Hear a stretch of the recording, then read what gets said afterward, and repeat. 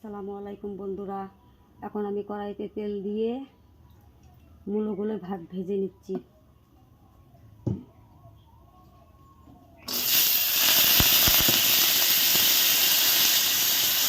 মূলগুলো ভাজার সময় একটু হলুদ দিবেন,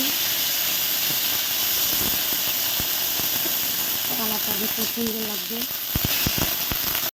এই দেখুন আমার মূলটা ভাজা হয়ে গেছে, এখন এটা আমি নামিয়ে নিচ্ছি। এখন আমি কড়াইতে তেল দিচ্ছি। এখন আমি নাবড়াটা রান্না করব।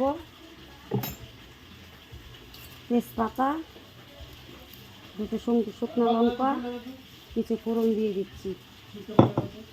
এখানে যে আদা পেস্ট দিয়ে দিচ্ছি,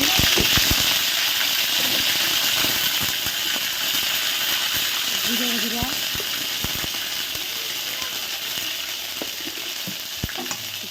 এটাকে আমি নাড়িয়ে চাড়িয়ে এখন হলুদ দিয়ে দিব।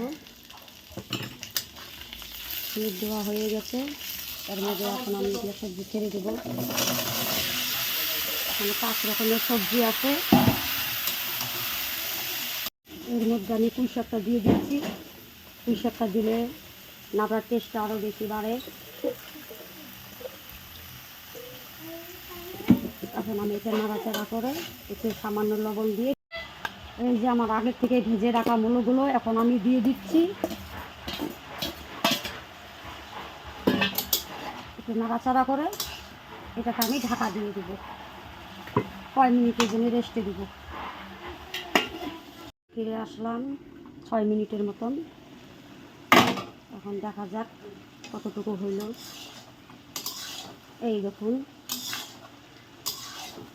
আমার নাবড়াটা কষানো হয়ে গেছে।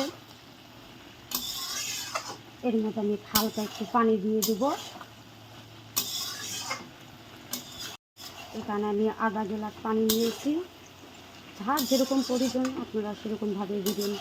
আমি এখানে আধা গ্লাস লাগবে, আধা গ্লাসে দিচ্ছি, তার বেশি দিব না।